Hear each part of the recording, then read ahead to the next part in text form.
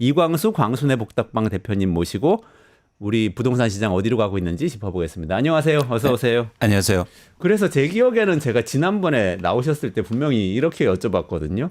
지금 다 아파트값 오르다가 잠시 주춤했다는 얘기는 있는데 계속 오른다는 얘기도 사실 많고 그런 기대도 많은데 어떻게 보시냐 그랬더니 이제 이미 거래량이 줄기 시작했고 앞으로 거래량 쭉 줄어들고 서울 아파트도 위험할 거다 이렇게 말씀 주셨는데 정확하게 맞추셨어요? 조금 더 변화를 지켜봐야 되고요. 네. 일단은 거래량이 감소하는 건 굉장히 빠른 속도로 감소하고 있습니다. 예. 그렇군요. 예. 그러니까 거래량이 지금 최근 몇 달 동안 그렇게 된 거죠? 그렇죠. 예를 들어서 뭐 한 7월, 8월 이렇게 여름 때는 서울의 아파트 가격 거래량이 9천 건이 넘어섰거든요. 근데 그게 6천 건으로 감소했다가 최근엔 3천 건으로 감소하고 있고 오늘 11월 21일이지 않습니까? 서울의 아파트가 지금 현재 797건이 신고되고 있어요. 네, 그러면 신고 기간을 감안하더라도 네네. 11월은 한 2천 건이 정도가 거래량에 저는 통계치로 나오지 않을까 그런 네네. 전망을 하고 있습니다. 그러니까 굉장히 빠른 속도로 거래량이 줄어들고 있는 거죠. 있네요. 예. 거래가 줄면 가격도 지금 주춤한 거죠? 어떻습니까? 그렇습니다. 아니면 판단하기가 좀 어려운가요? 거래가 줄면? 아니요. 가격 하락하고 있고요. 실거래가를 보면 뭐 이미 하락세를 보이고 있습니다. 그래서 실거래가 지수로만 보면 9월 달에 이미 하락했고 하락폭을 조금씩 키우고 있는 그런 상황입니다. 그래서 거래가 줄면서 가격이 떨어진다는 건 수요가 준다는 얘기예요. 그래서 원인은 수요 감소에 있다. 이렇게 네네. 판단하시면 됩니다. 근데 또 저는 이런 기사도 봤어요. 그 반포의 레미안 원베일리는 뭐 40억에 들어가도 싸다. 뭐 60억에 팔렸다. 이런 얘기들 지금 신문 기사로 계속 나오고 있는데 그러면 혹시 다른 데는 다 떨어져도 강남 지역은 계속 오르고 있고 그런 건 아닙니까? 그러니까 저희가 강남의 주요 아파트들, 특히 반포의 신축 아파트들이 상승하는 이유를 아셔야 됩니다. 그러니까 말씀하신 것처럼 돈이 많은 사람들이 너무 사고 싶어서 줄 서서 사서 가격이 오르는 게 아니고요. 네. 공급이 감소해서 오르는 거예요. 공급이요? 예. 여기서 공급이라는 건 뭐냐면 집을 갖고 있는 사람들이 안 팔고 있어요. 이유가 있습니다. 왜냐하면 신축을 팔면 양도세를 많이 내야 되기 때문에 신축은 기본적으로 매물이 없어요. 그렇죠? 그러네요. 네. 그게 실거주 기간하고 이 관련이 있는 거지. 그렇습니다. 실제 거주 기간 2년 이상이어야. 지역에 따라 좀 다르지만 네. 2년 이상 대체로 2년 이상이어야 그래야 양도세가 이제 인하되기 시작하니까 감면되죠. 신축 아파트는 그래서 매물이 없습니다. 근데 매물이 한두 건 있죠. 근데 그냥 안 팔아도 되니까 그냥 올려놔요. 근데 누군가 그냥 한 채 사는 거예요. 이걸 시장으로 얘기할 수 없다. 예, 그렇게 판단하고 있어서 여러분들이 잘 아셔야 됩니다. 그런 뉴스를 보시면 와, 돈 많은 사람 많네. 그 수요가 엄청 증가해서 집값이 오르구나. 이게 아닙니다. 공급이 감소해서 오르는 거예요. 아니 제가 어디서 이런 포스팅을 봤는데 이거 여쭤보고 싶어요. 어떤 분이 이렇게 짤처럼 이렇게 만들어서 올린 거예요. 네. 돈이 30억 있으면은 반포에 준신축 이상을 사라. 돈이 20억 있으면은 강남 지역에 가가지고 준신축 이상 사고 돈이 10억 이상 있으면은 뭐 마포, 용산 뭐 이런 데 가서 서울에서 무조건 아파트를 지금 사라. 네. 그게 뭘 하든 다른 주식을 사든 뭐 비트코인을 하든 이런 거보다 당연히 더 좋고 앞으로 아파트는 다른 집값 다 떨어져도 서울의 이 지역들의 아파트는 계속 오를 거다. 이런 짤이 많이 인기를 얻고 있던데 어떻게 보세요? 그렇지 않습니다. 그거는 그냥 현상만 보는 거고요. 저희가 전망을 하고 변화를 읽으면 예를 들어서 강남의 아파트 가격이 더 크게 하락할 수 있어요. 그 이유가 있습니다. 그건 다른 지역보다 훨씬 더 많은 사람들이 투자로 갖고 있어요. 네. 그 얘기는 무슨 얘기냐면 시장이 안 좋아지잖아요. 그럼 투자로 갖고 있는 사람들이 막 던지기 시작해요. 그래서 변동폭이 커질 수 있습니다. 네네네. 그래서 예를 들어서 다른 지역은 실거주 비율이 높거든요. 네. 그래서 가격이 빠져도 내가 거주하는 집이기 때문에 못 팔아요. 그렇죠. 네. 그런데 그렇게 좋은 지역들은 상대적으로 투자로 많이 갖고 있다는 거죠. 그래서 가격이 빠지기 시작하면 시장에 그렇게 가격 하락한 물건들이 대거 나올 수 있고 그래서 오히려 집값 하락이 커질 수 있습니다. 이건 불과 2년 전에 저희가 경험한 거예요. 강남의 새 아파트들이 네. 거의 30% 이상씩 집값이 빠집니다. 너 무슨 얘기해? 그런 적 없어. 아니요. 여러분 보시면 돼요. 다들 기억이 이제 가물가물한데요. 근데 겨우 2년밖에 안 됐어요. 네. 그때 강남이 30%씩 빠졌었나요? 그렇습니다. 거래도 되고요. 그 30% 그쵸. 빠진 가격으로. 네. 네. 그러니까 지금 대표님 말씀대로라면 어떤 투기 수요가 줄어들어서 가격이 빠질 때는 많이 올랐던 데가 더 빠진다. 그렇습니다. 아, 대신 그런 지역이 회복 속도는 빨라요. 아 나중에 다시 오를 때요. 예. 그래서 말씀드리고 싶은 건 그런 지역은 가격이 빠졌을 때 사는 거다. 올랐을 때 사면은 이것처럼 몇 건 안 돼서 사기 때문에 크게 가격을 높여서 살 수 있다. 그래서 쉽게 말해서 그 얘기는 돈 벌자는 얘기 아닙니까? 그렇죠. 그렇게 해서는 돈 못 번다. 아, 돈을 벌려고 해도 이래서는 안 된다. 아. 그렇죠. 그래서 그분은 그렇게 얘기하신 분들은 이미 사놓고 자기가 갖고 있는 분들이에요. 그러면 살 때 그런 얘기를 해야죠. 왜 다 사놓고 얘기합니까? 아니 그래서 요즘 또 이런 얘기도 하는 거예요. 네. 그 식구가 많으면 사실 뭐 84제곱미터 정도 살아야 사실 3인 가족, 4인 가족 사시기 편하신데 그렇게 강북에서 사지 말고 강남에 가가지고 작은 평수 사서 몸테크를 해라. 좁게 살더라도 그렇게 해야 나중에 부자 된다. 이런 얘기가 그러니까 다 되게 나은 좋은데 중요한 건 부동산을 내 집 마련이든 투자든 사실 지금 그 얘기들의 공통된 측면은 완만 얘기하는 거잖아요. 어딜 사야 되냐. 네네네. 근데 제가 볼 때 진짜 돈을 벌려면 언제가 중요합니다. 언제? when. 아. 네. 그래서 많은 사람들이 완만 얘기하니까 부자가 별로 없는 거예요. 아. 부동산에서는 그래서 언제 사는가가 중요해요. 아. 그런데 최근의 변동성을 보면 그렇게 언제 사야 될 굉장히 좋은 시점에 오고 있기 때문에 굳이 지금 집을 막 무리하게 빚내서 살 필요가 없지 않느냐라는 판단입니다. 아, 그렇군요. 지금 어쨌든 간에 이 대표님 말씀대로라면 많이 오른 곳들을 조금 더 조심하고 특히 거래가 별로 없는 신축 아파트 같은 곳들은 이게 가격이 형성됐다고 보면은 안 되니까 조심해야 된다. 굉장히 위험한 거죠. 아. 그래서 그 얘기를 안 하는 거예요. 집값이 오르는 근본적인 이유를 얘기 안 하는 거죠. 마치 그런 뉴스나 전문가들 이야기한 들으면 막 수요가 많아지는 것 같아. 이렇게 판단하는데 아닙니다. 아. 안 팔아서 오르는 거예요. 아니 그럼 레미안 원벨리 뭐 몇십억에 팔렸다 이런 기사는 사실 쓰면 안 되는 거 아닙니까? 그냥 한 언론에서? 건인 거죠. 그러니까요. 예. 아. 근데 그걸 보고 사람들은 저건 저만큼 가치가 있구나 이렇게 오해를 하잖아요. 그렇습니다. 그래서 60억 거래된 다음에 그 이후로 50억 이렇게 거래되거든요. 네. 그러면 10억 빠졌다고 해야죠. 아, 그죠. 그런 기사는 없어요. 아. 선택적게 사죠. 아, 그냥 어떤 한 사람이 자기의 판단으로 난 양도세 내고라도 그냥 팔 거야라고 그렇죠. 높게 내나 본 거를 그렇죠. 어떤 한 사람이 또 우연히 그렇죠. 샀다는 거죠. 그렇습니다. 어떤 사정인지 모르죠, 그렇죠. 우리는. 그래서 그런 한 건을 보고 와, 뭐 이게 평당 이제는 반포는 막 2억, 3억 간다. 이렇게 얘기하면 안 된다. 그러면 안 된다. 그렇습니다. 네, 강남은 평당 2억이다, 평당 3억이다. 그 얘기는 지금 판단할 때가 아니다. 그렇죠. 아, 그런 말씀이시군요. 요즘 어쨌든 전체적으로 서울의 아파트가 거래량이 줄고 조금 가격도 주춤하는 모습이라고 아까 말씀 주셨는데 그 원인은 어디에 있습니까? 말씀드린 것처럼 수요 감소에 있어요. 그러니까 제가 가격이 오를 때도 이게 오래 가지 못한다. 즉 지속 가능성이 떨어진다고 말씀드린 이유가 수요가 지속될 수 없기 때문입니다. 그러니까 두 가지 이유거든요. 지금 시장의 수요는 실수요예요. 실수요는 사실은 시장에 그렇게 유한해 계속 무한적으로 많지 않아요. 그렇죠. 그렇죠. 왜냐하면 부동산은 독특하게 구매의 한계가 있기 때문입니다. 살 수 있는 능력을 갖고 있는 수요가 많지 않다는 거예요. 그래서 실수요자들이 일시적으로 몰릴 수는 있어도 이게 지속 가능성이 떨어진다는 거죠. 그런 측면에서는 지금 수요 감소가 원인이라고 생각하시면 됩니다. 아, 근데 그 봄에 우리 조금 거래량이 늘고 그랬을 때 그때 실수요자가 많이 늘고 실수요자들 주도의 시장이 열리고 있다고 말씀하시지 네, 않으셨어요? 네. 그때하고 지금하고 상황이 어떻습니까? 똑같죠. 같은 건가요? 그런데 실수요가 그때는 일시적으로 몰렸고 네. 지금 실수요가 줄어들었고 실수요가 줄어들고 그렇기 때문에 가격이 하락하는 겁니다. 거래량도 줄고 있고.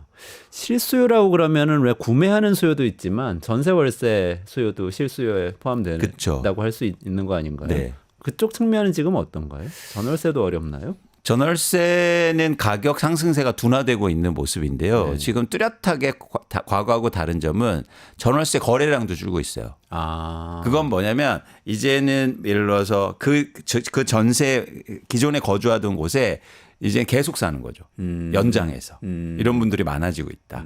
이렇게 판단하시면 됩니다. 아, 그렇군요. 예. 그럼 전체적으로 막 이동이 많아야 사실은 실거래 수요가 많을 그렇죠. 텐데. 전세 거래도 이동해야 오르지 않습니까? 예를 들어서 이렇게 임차인하고 임대인하고 이번에 저 연장할래요 할 때 시장 가격보다는 좀 낮지 않습니까? 네네네. 그렇죠. 네, 그렇죠. 그리고 임대차 보호법도 있기 때문에 네네. 그런 부분들 때문에 이런 상황이 지속되면 전월세 가격도 안정될 것으로 전망하고 있습니다. 아, 그러네요. 하기는 뭐 내가 3억 전세 살고 있는데 시장 가격이 6억 됐다고 해서 6억으로 올려주세요 할 수는 없는 거죠. 그렇게 연장해서 계약을 한다면 그렇게는 안 되는 그렇죠. 거죠. 왜냐하면 임대인, 즉 집주인 입장에서도 일종의 마찰 비용이 크기 때문에. 예를 들어서 수수료도 내야 되고 또 뭐 내보내면서 복잡한 측면이 있기 때문에 기존의 임차인이 계속 산다고 하면 시장 거래 가격보다 낮게 계약을 맺을 수밖에 없는 거죠. 아, 그렇군요. 최근에 근데 이런 그 전월세 거래 또 끊기고 또 아파트 거래가 좀 줄어들고 가격 주춤하고 한데 정부가 대출 규제 관련된 정책을 바꿨기 때문이다. 이런 진단이 좀 있는데요. 어떻게 보세요? 그러니까 저희가 이런 변화의 그 원인 파악을 제대로 해야 되는데요. 한번 생각해 보시죠. 집을 살 때 대출이 먼저입니까? 집을 사고 싶은 마음이 먼저입니까?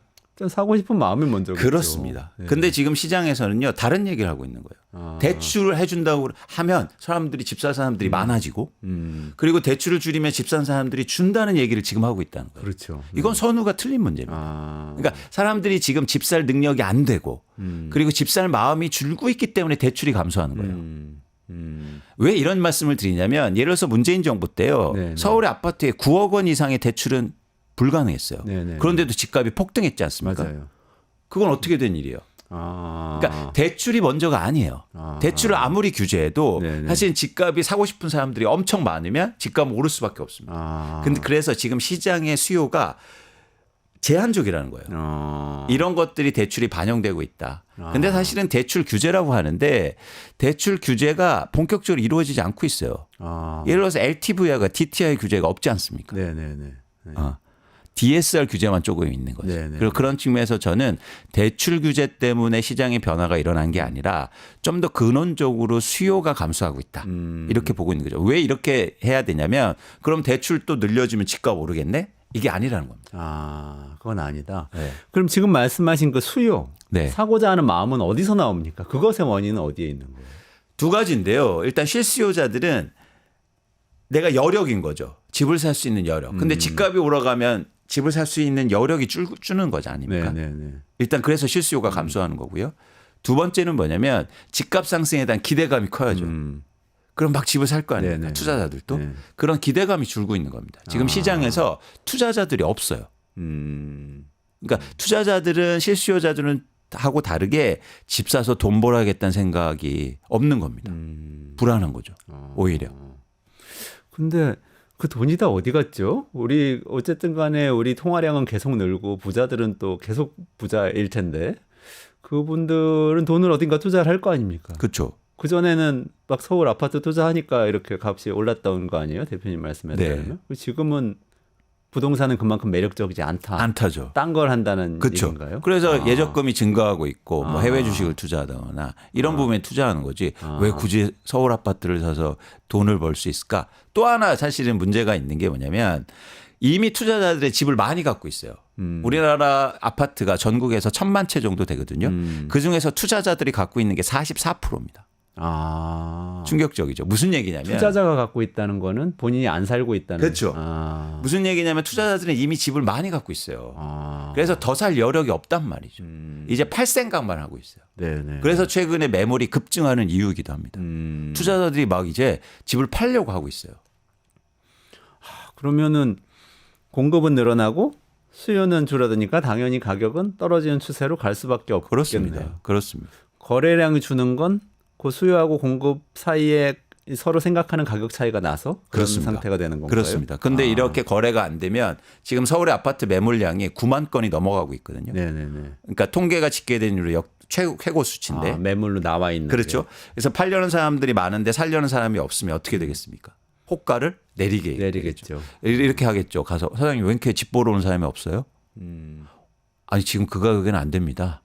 그러면 그럼 5천만 원 내려볼까요? 이런 이제 시기가 오고 있는 거죠. 아. 네. 그게 본격화 됐습니까? 아니면은 아직 안 왔습니까? 이제는 일부 단지에는 이제 시작이 됐는데 아직까지도 많은 사람들이 이제 어쨌든 그 가격을 본격적으로 내리고 있는 상황은 아닙니다. 호가가 떨어지는 조짐을 보이는 지역들이 있나요? 지금 서울에서 서울 아파트에서 아니면 호가는 아직 그냥 높은 상태에 있는 상태인가요? 아직은 호가가 높은 상태에 있습니다. 그래서 부동산원에서 한국 부동산원에서 발표하는 가격 지수가 떨어지지 않는 이유예요. 그건 호가 베이스거든요. 그러니까 마치 가격 지수만 보면 계속 오르는 것처럼 느껴지거든요. 그건 헛수예요. 그건 실거래가 아니고 호가라서. 헛수예요. 그래서 매물이 근데 증가할 때 호가가 상승하게 됩니다. 네. 왜냐하면 예를 들어서 최근에 10억 원에 거래되면 집을 내놓을 때 어떻게 내놓을까요?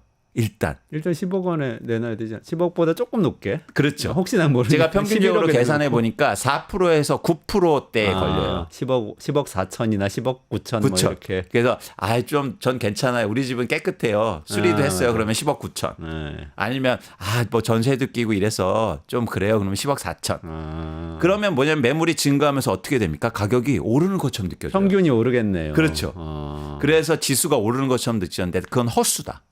그래서 우리나라 가격 지표 지수가 이건 고쳐야 됩니다. 사람들을 혼란시켜요. 그럼 실제 가격을 알려면은 어떤 그래서 지표를 봐야 이게 됩니까? 처음에 말씀드린 것처럼 실거래 가격 지수가 중요한데 이건 나중에 나와요. 그래서 9월 달에 그렇죠. 실거래 가격 지수는 이미 떨어지고 있다는 거죠. 지금 9월께 나와 있는 상태가 한 2달 그렇습니다. 정도 텀이 있군요. 그렇습니다. 네. 떨어지고 있다. 그리고 앞으로 더 떨어질 거다. 지금 이렇게 말씀 주신 걸로 이제 시세에 대해서는 그렇게 네. 이해를 했는데요. 네네. 지금 그 서울에서는 또 이 대규모 신규 분양 입주가 일어나기 시작할 시점이 되지 않았습니까? 그렇죠. 그래서 그게 굉장히 많이 이슈가 되는데 아까 대출 이슈하고 관련해서 둔촌 주공이라고 흔히 얘기하죠. 둔촌 주공 아파트였던 곳. 네. 그게 정확한 새로운 단지 명이 뭐였죠? 올림픽 파크 포레원입니다.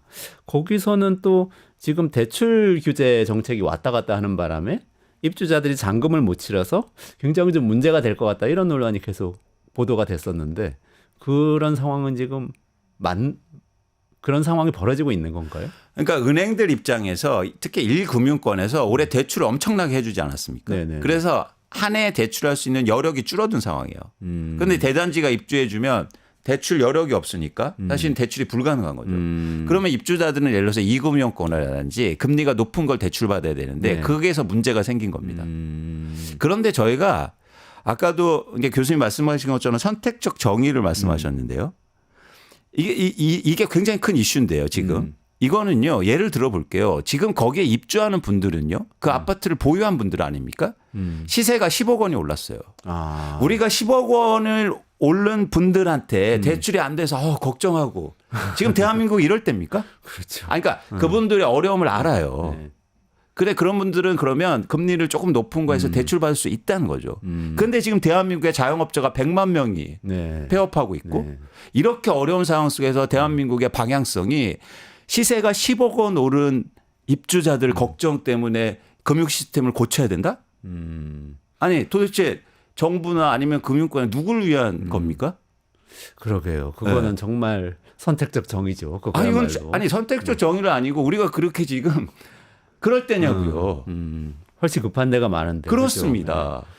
자영업자들은 코로나 때 사실은 문을 억지로 닫아야 되니까 대출을 받았던 게 밀려가지고 지금까지도 못 갚고 폐업도 못하고 하는 분들이 굉장히 많잖아요. 그렇죠. 그래서 여기 분양받은 사람들 막 10억 원 올라서 하고 있는데 그 대출이 조금 모자라다고 이게 잔금이 20% 되거든요. 네네네. 예? 20%. 예. 근데 그거 하서 대출이 1금융권에서 안 되니까 이거 풀어줘라. 막 대출 여력 늘려줘라. 금리 낮춰줘라. 아니 그럴 수 있죠. 그런데 지금 우리 대한민국이 그걸 걱정할 때냐고요. 네. 그분들 알아서 잘 하실 수 있습니다. 그 사건 같은 경우에는 저는 이런 각도에서도 한번 생각을 해봤는데 예를 들면 아까 말씀하신 대로 10억이 시세가 오른 집이면은 은행들이 어떻게 보면은 감사합니다 하고 가서 대출 받아주세요 해야 될 것 같은데 안 하고 있는 건 혹시 부동산 시장에 약간 이상 징후가 있기 때문에 금융권에서 미리 좀 겁을 먹는 건 아닌가 이런 생각도 좀 들던데 어떻게 보세요? 그건 아닙니다. 그러니까 대출을 해주고 싶은데 대출 여력이 없기 때문에 못 해준 거예요. 그래서 대출 여력을 늘려달라는 거예요. 근데 은행 입장에서 너무 좋은 대출이죠. 네. 왜냐하면 그냥 부동산 안전한 대출이니까. 네. 그리고 절대 거기에서 사실은 예를 들면 부도 위험도 적으니까. 그렇죠. 그렇기 때문에 대출을 너무 해주고 싶은데 자기네들 대출을 많이 해줬어요 올해. 네네네. 그러다 보니까 조금 남은 거예요. 아. 그러니까 이거 늘려주라 이러는 네네네. 거죠. 아. 은행이 얼마나 돈을 많이 벌고 있습니까? 그렇죠. 그거 뭐 사실 주택담보대출은 정말 앉아서 돈 버는 상품 아닙니까? 그렇습니다. 리스크가 없잖아요, 은행 입장에서. 그렇죠. 그래서 올해만 보면 예를 들어서 뭐 언론이라든지 전문가들이 집값 오른다고 막 부추기니까 무주택자들이 가서 대출 받아서 집 샀는데 고금리에도 불구하고 그래서 은행들은 그냥 계속 돈 번 거잖아요. 그런 분위기에 편승해서 노력한 게 뭐가 있습니까? 그러니까 저는 아까 교수님이 선택적 정의라는 게 이게 한국의 경제에서 굉장히 심각한 문제예요. 네. 지금 누구를 위한 경제라는 거죠. 그렇죠. 그러니까 부동산 어쨌든 뭐 강남에서 집을 마련한 분들이 겪는 어려움과 이제 어디 낙후된 지역에서 자영업을 하시는데 빚더미에 앉아 계시는 분들이 겪는 어려움은 그 경중을 따지자면 이 자영업자분들이 훨씬 더 어려울 것 같은데 사실 우리 사회에서 논의되는 모양새를 보면 그렇죠. 이상하게 그렇죠. 강남의 아니 집산분들이 왜 더 많이 무주택자분들이 논의되는 것 같아요. 다 아이고 저기 둔촌주공 어떻게 대출 안 돼서 이러고 있다는 거죠. 지금 그래서는 안 된다. 그래서는 안 된다. 그러니까 저희가 얘기할 게 뭐가 있습니까? 지금 이 방송을 예를 들어서 그 입주자분들이 들으면 엄청 화내실지도 모르는데 여러분 한번 진지하게 생각해 보시죠. 우리 나라를 위해서 우리가 우리 아이들의 미래를 위해서 우리가 지금 걱정할 게 뭔지. 네? 맞아요. 진짜 걱정할 게 뭔지. 그렇습니다. 진짜 근데 이 부동산하고 관련해서는 그럼 뭘 걱정해야 됩니까 우리가? 이 대표님 보시기에는 지금 정부는 어쨌든 흐름상 보면은 초반에는 윤석열 정부는 부동산 세금 좀 완화해 드릴게요. 좀 많이 사세요. 뭐 이런 식으로 계속 나왔던 것 같고요. 그러다가 조금 이렇게 분위기가 집값이 막 뛰는 것 같고 문제가 될 것 같으니까 사실 그러면 좀 쪼여야겠네 하면서 은행들이 이렇게 대출 규제하고 이렇게 하고 있는 것 같아요. 그러니까 윤석열 정부는 그동안 계속 완화책만 했어요. 세금 완화해주고 대출 규제 완화해주고 그다음에 개발 풀어주고 그래서 다 완화만 했어요. 그런데 마치 그 완화책이 집값을 안정시키는 것처럼 혼동한 거예요. 집값이 빠지니까. 이건 반대였거든요. 근데 그런 차원에서 다시 집값이 오르니까 이제 허겁지겁 대출을 좀 줄여야 되는 거 아니야? 이런 사실을 하는 거지 큰 기조가 바뀐 건 아니다. 부동산을 부양하고 싶고 부동산 가격을 올리고 싶은 거죠. 근데 시장은요. 절대 정책의 의지대로 되지 않습니다. 일시적으로는 영향을 미칠 수 있죠. 네네. 그렇게 풀어주니까 누가 집을 삽니까? 무주택자들이 사요. 네네. 왜요? 불안해서. 네네네. 그렇죠. 그래서 충격적인 거예요. 이런 정책들이 나쁜 정책이죠. 그렇죠. 그래서 무주택자를 사서 일시적으로 시장의 변화를 일으켰지만 지속되지 못하지 않습니까? 반대로 집값이 빠질 때도 그러니까 집값이 오를 때도 아무리 집값을 내리는 정책을 나와도 안 되지 않습니까? 네. 그렇죠? 안 되죠. 됐지 않습니까? 네, 문재인 지금도 정부 때도 안 마찬가지예요. 됐고. 집값이 하락하는 국면에서 일시적으로 올릴 수는 있어도 이게 더 부작용을 키울 수 있다. 그래서 제가 볼 때 집값 하락폭이 더 커질 수 있거든요. 더 커질 수 그때는 있다. 뭘 할 겁니까? 지금 그래서 윤석열 정부가 더 심각한 문제를 만들어내고 있다. 그래서 가격을 잡으려고 하지 마라. 가격을 부양시키려고 하지 마라. 정부가 할 일은 두 가지입니다. 하나 뭐냐면 주거복지. 서민들의 주거를 어떻게 안정적으로 할 건가. 지금 전세 사기에 노출돼 있는데 이런 문제를 어떻게 해결할 건가가 가장 핵심이 돼야죠. 두 번째는 뭐냐면 시장의 변동성을 줄이는 역할을 해야 돼요. 네. 그러니까 가격이 크게 오르거나 가격이 크게 빠지는 거를 방지하는 안정책. 이런 거죠. 가격을 쫓아다니면서 정책을 만드는 게 아니라. 근데 지금 윤석열 정부가 가장 큰 문제가 이 진폭이 커지고 있다는 거예요. 갑자기 막 20% 빠졌다가 갑자기 20% 오르고 또 20% 빠지고. 그러니까 이런 정책이 굉장히 그런 변동성을 오히려 키우고 있는 겁니다. 키우고 있다. 무주택자들은 그렇게 변동성이 커지면 불안하니까 자꾸 비싸도 올라타야 되고. 그러니까 빚내서 막 사는 거예요. 빚 지금 져내야 가계대출이 1,900조 원입니다. 네. 언제까지 계속 부채로 경신하고 계속 있죠. 버틸 수는 없다. 그렇죠. 네. 좀 정신 차려야 될 텐데 이게 걱정입니다. 그러니까 부동산은 굉장히 큰 문제거든요. 네. 근데 이런 사회적 논의를 지금 안 하고 있어요.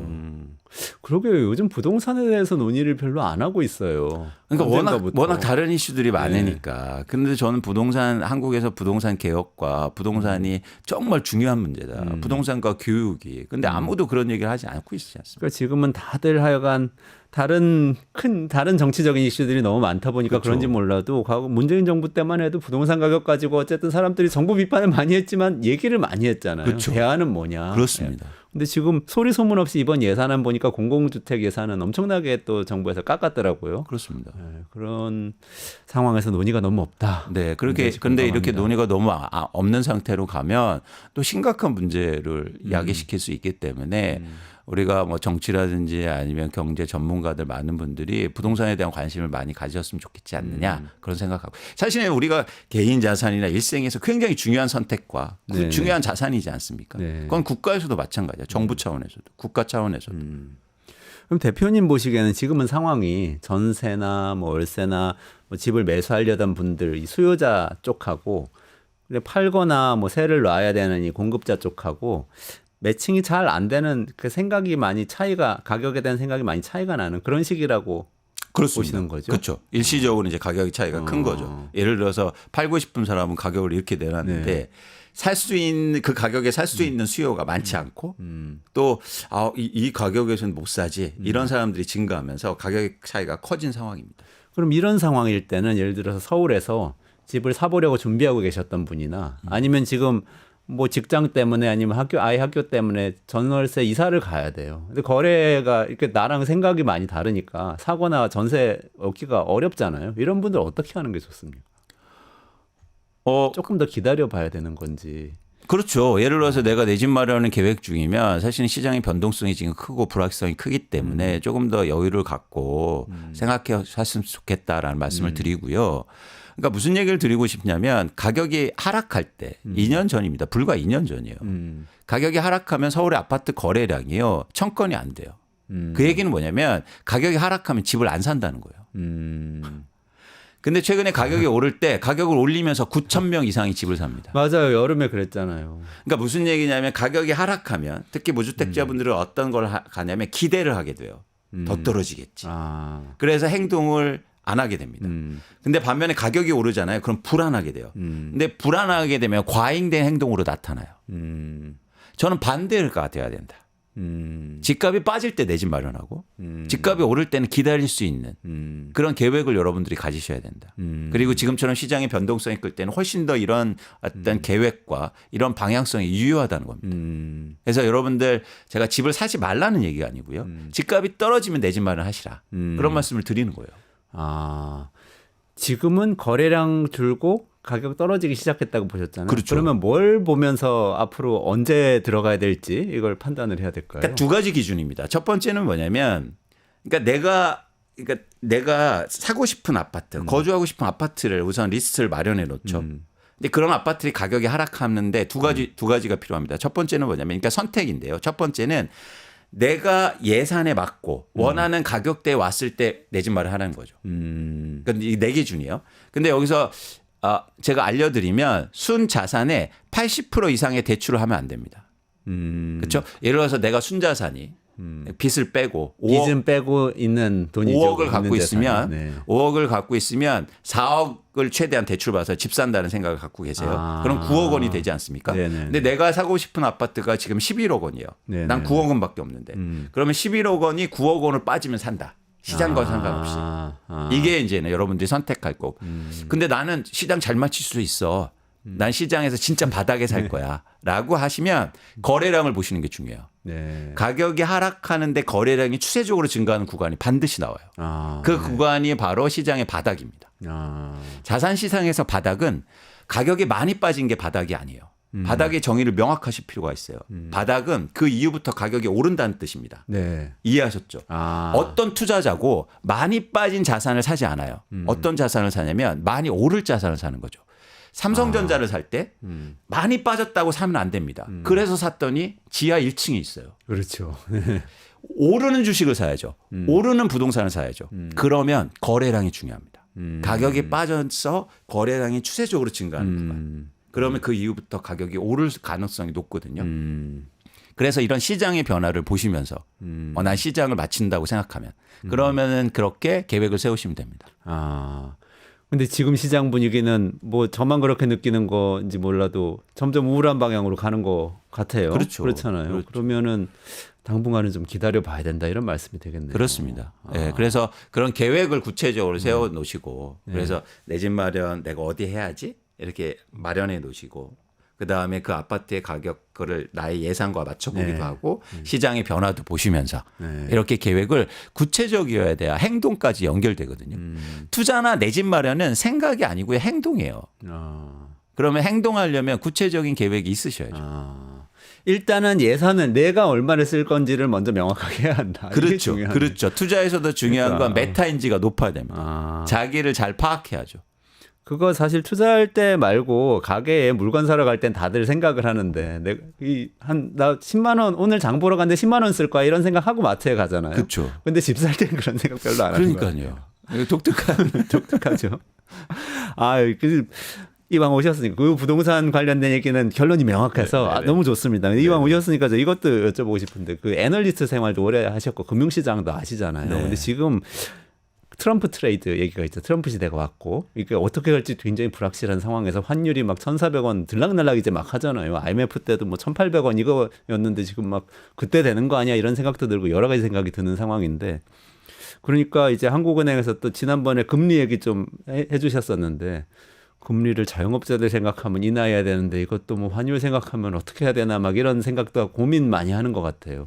대표님은 지금 금리 인하해야 될 때라고 보세요? 어떻게 보세요? 일단 내수 경기가 안 좋고 그래서 한국의 경제 성장률이 내년도에 2%뭐 밑으로도 갈 수 있다 이런 얘기가 나오지 않습니까? 네네네. 그래서 지금의 내수 상황을 보면 경제 상황을 보면 금리 인하가 필요하죠. 근데 지금 금리 인하를 못 하는 게 가계 대출 때문이지 않습니까? 그렇죠. 네. 그래서 금리 인하를 하면서 가계 대출이 증가하지 못하게 하는 방법이 있단 말이죠. 어떤 방법이죠? 금리가 인하되는데 예를 들면 저는 가계 대출의 구조 조정이 필요하다고 봐요. 어떻게? 무슨 얘기냐면 뭐냐면 신규 대출자는 받을 수밖에 없어요. 금리 인하되면 그러면 기대출자가 갚게 해야 됩니다.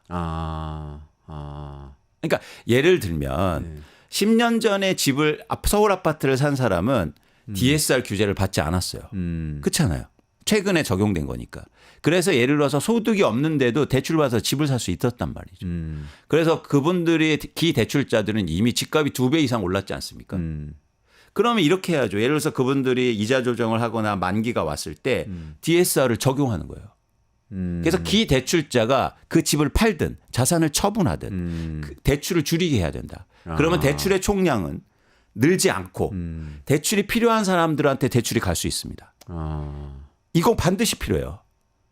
왜 기존에 받은 사람들은 왜 규제를 안 합니까? 신규자만 규제하고. 그러네. 형평성 이것도 하는 거죠. 정의죠. 근데 그 기존에 대출 받아서 집 사는 사람 다 돈 많이 벌었잖아요. 그렇죠. 그럼 네. 팔아서 네. 대출 갚으세요 해야죠. 네. 왜 지금 무주택자나 새로 받을 사람만 대출 규제를 합니까? 이러니까 효과도 없고 금리 인하에 대해서 주저하는 거예요. 금리 인하 하되 네. 대출의 구조 조정을 해라. 가계 대출. 네. 기존에 받은 사람들 자산 팔게 하고 갚게 하고 그걸 줄이면 된다. 네. 그러면 가계 대출의 총량은 늘지 않으면서 대출이 필요한 사람들한테 갈 수 있다. 라고 전 보고 있습니다.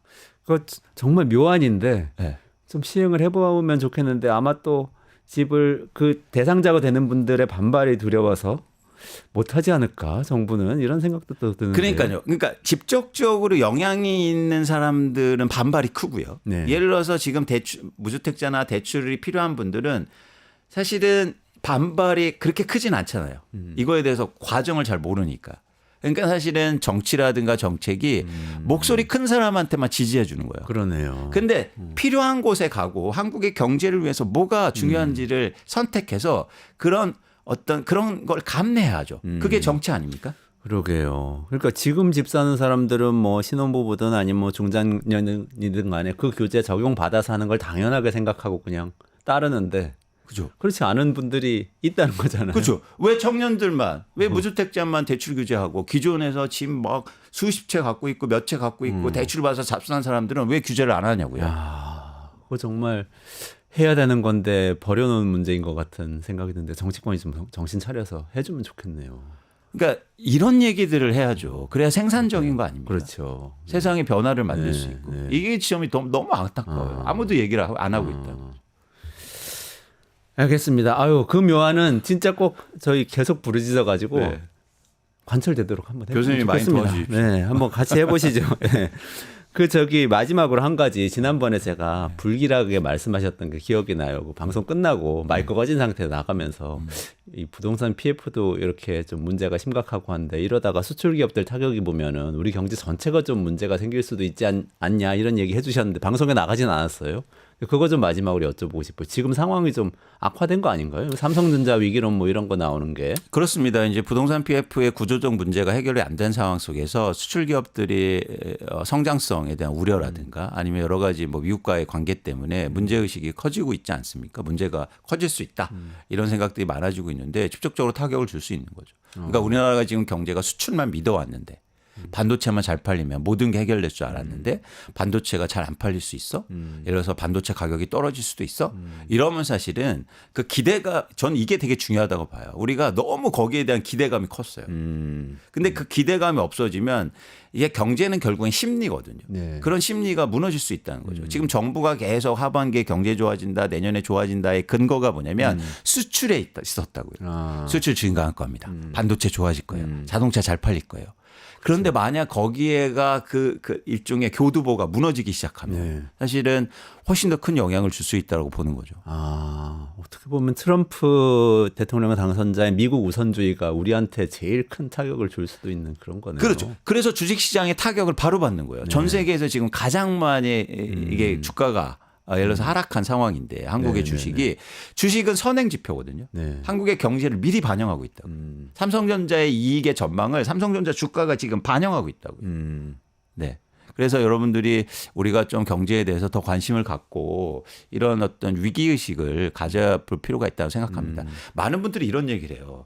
아유, 경제 뭐 항상 위기였잖아. 그런데 실제로 안 됐잖아. 그런데요, 그런 위기 의식이 있었기 때문에 위기가 안 온 거예요. 준비하고. 보니까 그러네요. 그렇죠. 네. 근데 지금은 마치 그래서 그게 돼버렸어. 양치기 소년이에요. 야, 위기 자꾸 얘기하지 마. 우리 준비 안 할 거야. 전 이게 더 큰 문제다. 지금 너무나 태연하다. 정치권이나 아니면 기업이나 뭐 여러 가지 차원에서 너무 맨날 위기 얘기했잖아. 안 왔잖아. 아니요. 그건 위기를 얘기했기 때문에 안 온 거예요. 그러네요. 네. 지금 부동산 PF 문제도 아직 해결이 된 상태는 아닌 거죠? 안 됐습니다. 그 당시하고 마찬가지로 이렇게 그렇죠. 불씨로 남아 있는 그렇죠. 200조 원이 넘는 상태에서 계속 가고 있잖아요. 네. 알겠습니다. 오늘 마지막에 어쨌든 위기가 올 수 있다는 경각심을 굉장히 크게 주셨는데 이게 다 극복하기 위해서는 이 경고가 필요하다. 그렇습니다. 네, 그런 말씀이신데 네. 앞부분에서는 진짜 우리 이번에 집 한번 마련해 볼까 이런 생각하고 계신 분들 조금 기다려 보시라 이렇게 말씀드렸고요. 그리고 뒷부분에서는 우리가 이 선택적 정의를 넘어서서 보편적 정의로 나가려면 부동산 정책에서 우리가 어떤 부분에 관심을 가져야 되는가 이 이야기들을 쭉 해주셨습니다. 그리고 마지막으로 진짜 걱정인데 그죠? 부동산 PF 200조 원 물려 있는 데다가 삼성전자는 4만전자 오락가락 기대감 없어지고 뭐 이런 상황에서 정부 재정 100조 원 적자 나고 실질적 적자 100조 원 나고 이러면은 우리나라 어떻게 되는 거지 당장 내년에 이런 걱정하면서 오늘은 좀 방송을 마무리하겠습니다. 그래서 저는 그 걱정이 필요하다. 네. 지금 대한민국에. 그래야 준비를 하지 않습니다. 그렇죠. 네. 그 대안을 만드는 이야기 또 종종 나오셔서 좋습니다. 다음번에 또 다른 대안 마련해 주세요. 오늘 한 가지 주셨으니까 알겠습니다. 깊게 새기겠습니다. 이광수 대표님 여기서 인사드리겠습니다. 고맙습니다. 맞습니다.